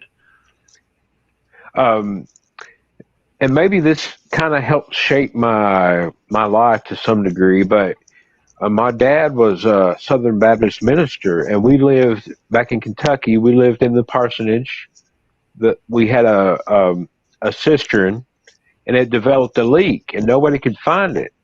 So they called in what they named a water witch, and they used a little fork, and they found it right off the bat. So Yeah, I'm pretty interested in dowsing as well. yeah. A lot of the old timers around here would use it. Hmm. Use it, and it would pull down, roll the water. Was that? Yeah, Yeah. yeah. Oh, That's people that have had it work, they'll swear by it. Hmm. sure. Yeah, And I figure that it's not specifically water that does it, but it's us. Whatever we're focused on, might be the case. That whether I've heard some people using dowsing rods in paranormal sure. investigations. I gotta So say that. Yeah. yeah, Yeah. One thing you can use dowsing rods for too is finding graves. And I've not done it, but I've read about it where the dowsing rods will spin a certain way if it's a male and another way if it's a female because there's a different energy associated with a male and a female spirit. interesting. I've never heard that. That's cool. They can find graves that way. I've read about it a little bit. Of course, I've not tried it. Well, But that dowsing rods are cheap. I mean, you can buy decent, right, cheap. right. Hmm. So $8-10, it's worth a try. Exactly. I spent a lot more and not had any results. Yeah, unfortunately, some of the gadgets are getting so expensive that it's just ridiculous how much people are charging. Do you have a favorite app that you like to use? Yeah, actually, I've got a couple. One is called Necrophonic. Um, I think there's a free version, and then there's a more deluxe version. Then there's a couple by Steve Huff. Yeah. He's People will either love him or hate him. There's what's the name of it? His newest one's called the Miracle Box, and supposedly it runs in reverse and is not supposed to get any false readings. It's supposed to just give true paranormal communications. I have it. I haven't really used it that much yet. I am interested in it though. It's pretty interesting. He's got another one that I have that I really like, but I can't remember the name of it. But the necrophonic has gotten me some really interesting results. You should think about EVPs, about going in reverse. We've actually caught several reverse EVP where the entity is actually speaking backwards. Oh, wow. We have to take software and flip it correct way, and then you can understand what it's saying. I remember the first one we got like that we got in a group investigation at the mysterious Monroe house in Indiana, and it's a whole sentence, but it's all backwards. We was listening to it, and I said, "That's reverse. It's reverse. It's speaking backwards." And sure enough, we flipped it around, and it says something like, "I'm just an old misguided soul," something like that. So when you listen to the original recording, you heard the speech in reverse? Yeah. See, I'm a child from the 80s. I mean, I'm from the 60s, but I lived through the 80s when we had all the reverse rock music. Right. Had all the hidden messages. And I remember that. So I spent plenty of time playing stuff backwards and listening, trying to find hidden messages and putting it on the turntable and going backwards. So what do you think caused the spirit to speak that way, or purposely? It done purposely. Just I guess maybe it understood that it would stand out to some of us. I picked it out just like that. Then one of the ladies that is also an investigator with us, she said yes, that it's almost like a sing-song effect, and it was almost like it was singing, "I'm just a poor misguided soul." It was really, really unusual, and it sounded like a black guy, to be honest with you. Right. And I'm not, that's not derogatory in any way, but there's a speech pattern there that sounds like an older black gentleman, and, right?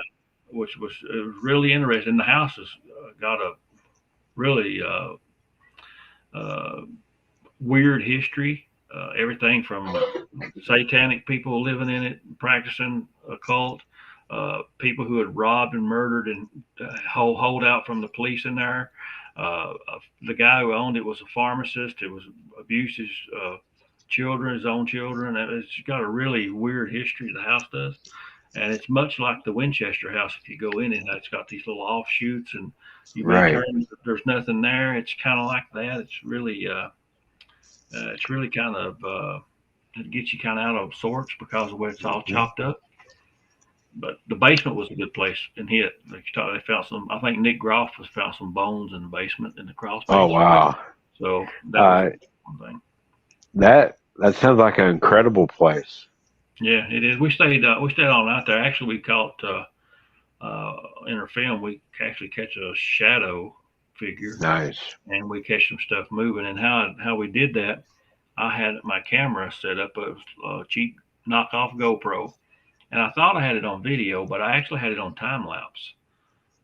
So I guess I let it run longer, and we caught this extension cord moving, and we caught the big black shadow. It was pretty neat. That's awesome. If you can use time lapse, that is a good way to set up something for long term. For a few hours. Right. Yeah, that sounds like an incredible experience. The film turned out pretty good, and we actually slept there in the room. The thing is, where that happened, there was just, I don't know, it was just a small room we slept in, which was the living room, and the door to the kitchen was where we caught that stuff. It was probably 10 feet, something like that. Right. But we slept pretty well. Well, that was a good investigation. We actually had done a film on it, the mysterious Monroe house. It's also on Tubi. It turned out okay. I'll have to check those out. We got better cameras after that, of course, but there's some pretty good stuff in it. It's a good place. I like to go back there and stay another night or two. They actually brought little cots out for us to sleep on if we wanted to, but I slept in a chair, and then two of the investigators slept on the cots, and then one of them who actually had a real bad experience there, she slept out in her car. She just didn't want to sleep in the house. Right.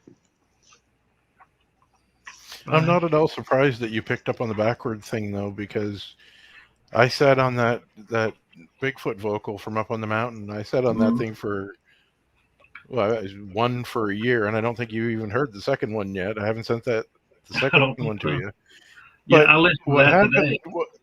But what happened was we're up there, and we get a Sasquatch vocal, and Becca and I, my fiance and I, we listened to that thing well over 1,000 times, passing the phone back and forth, listen to it on the laptop. Couldn't get anything but gibberish. I send it over to Tom, and he listened to it. It said what the thing was saying was, what was it? That's the hard part. That's the hard part. Yeah, I heard it Now today. I listened to it today. Yeah. we never said anything out loud. It just out of the blue. That's the hard part. So yeah, and I listened to that 1,001 times and couldn't hear anything but gibberish. I send it over to Tom, and he tells me what it says, and I listen to it again, and I can hear it as clear as day. That's the hard part, is what. Are either one of y'all familiar with the Philip experiment? I don't think so. Not by name. That depends I on what think it was.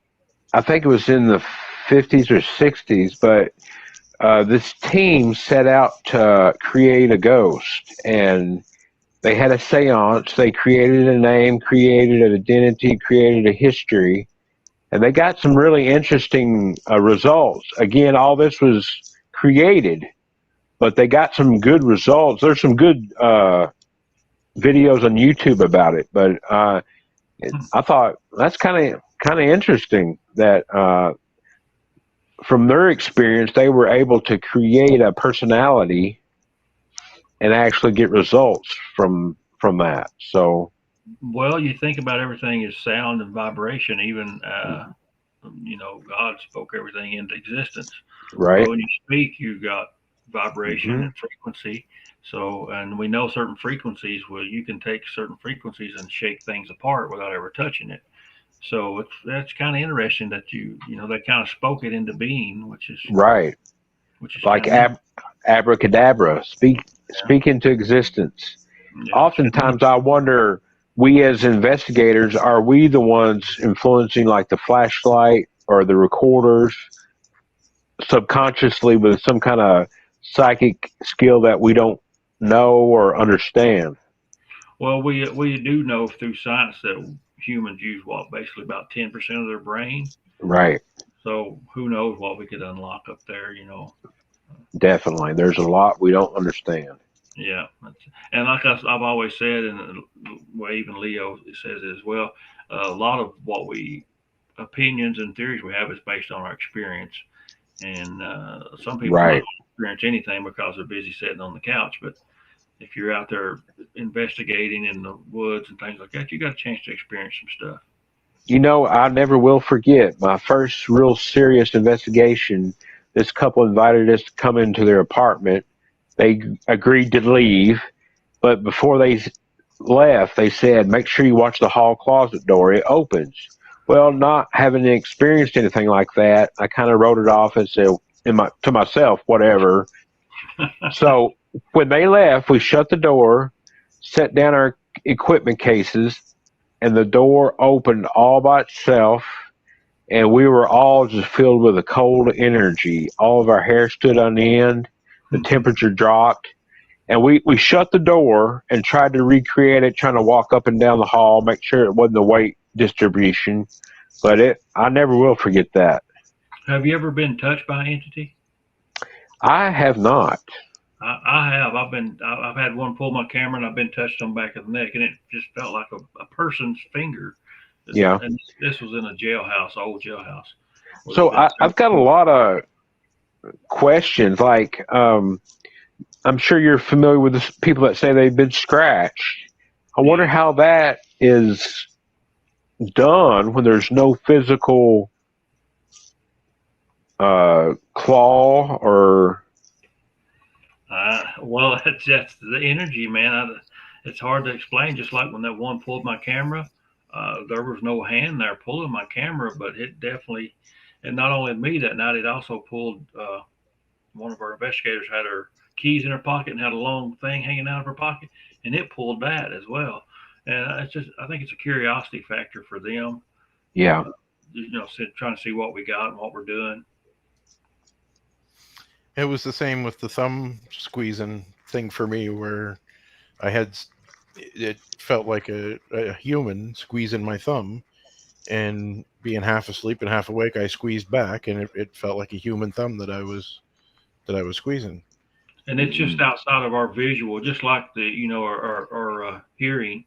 We got a cutoff point. Our eyes are the same way. There's a cutoff point Right. we can't see.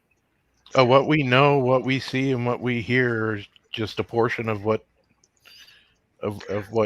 we could be capable of doing. But I really think that moving into the world and living in the world that we live in now, we've got so much junk going through the air, and just so much stress and everything around us, so much that we've dumbed ourselves down.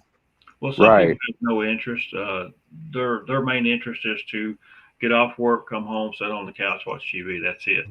Yeah. They have no recreational life at all as far as getting in the woods or going, out to haunted locations or fishing or anything. And now people are slaves to their phones. It's just like a Bigfoot could walk by and they would never notice.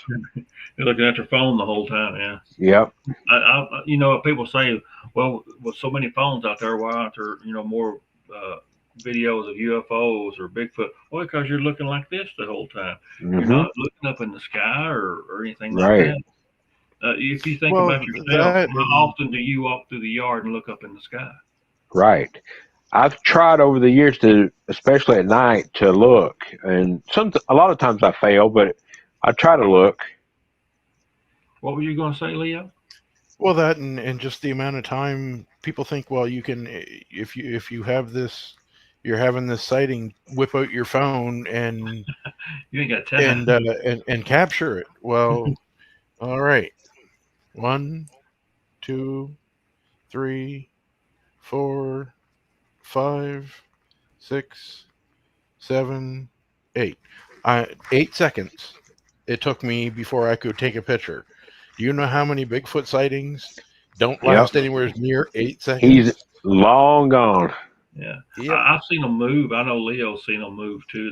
They're so smooth and fast. It's no wonder sometimes people say they disappear. Maybe when they didn't, is because they're just so fast and so smooth. It's just unreal to see them move. You'll question yourself. They'll move so fast. You'll question yourself whether you really seen it or not. Right. You know about that? A little bit, a lot of things. But yeah, it's I don't know, man. Just they move kind of like you would imagine a ghost moving. Kind of, because they're just so fluid. It's just, I don't know, it's just incredible to watch one of them move. I want to see another one move. We seen one back last summer through binoculars, and it was just standing there, but you could see his fuzzy head and all that stuff. But do y'all believe the Freeman footage is real?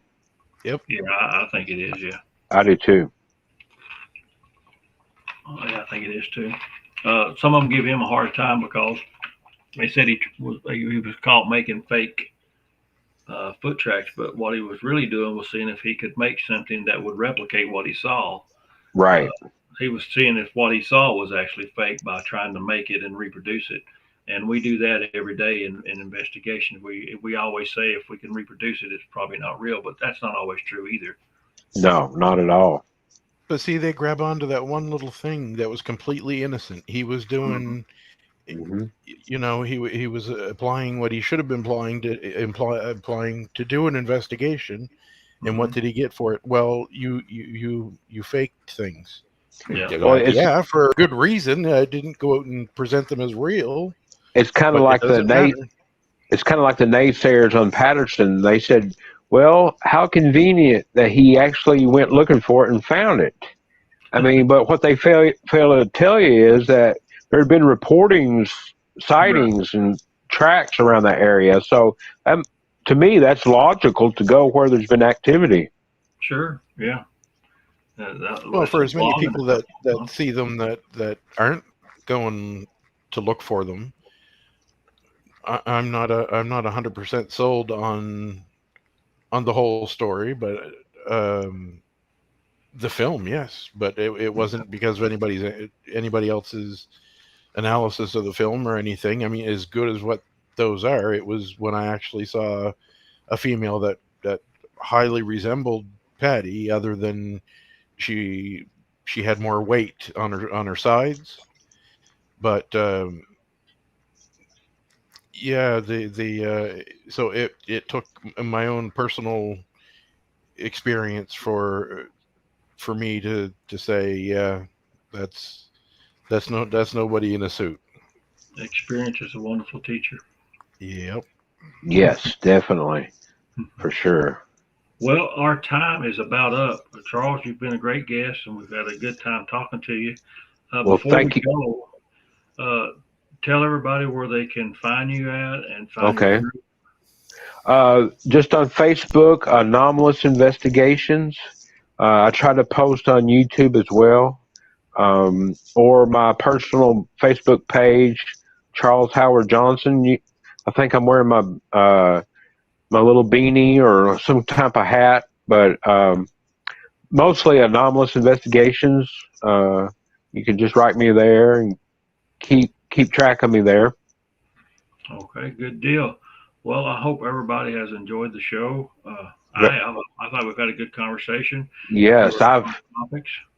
I've had a great time, and thank you all for inviting me, and I hope to come back soon. Sure, yeah. If you go out Absolutely. there and find Bigfoot and you got some pictures, come on over. I will premiere that footage on your show. All right, I'll hold you to that. The ghost of Bigfoot. The That's ghost of Bigfoot. even better. You're right. All right, guys, I'll throw you out over into the green room, and we'll call it the green room, and I'll end the stream and sign everybody out. All right. Thank you all. Have a Appreciate good night. Have a everybody. good night. Say goodbye, Leo.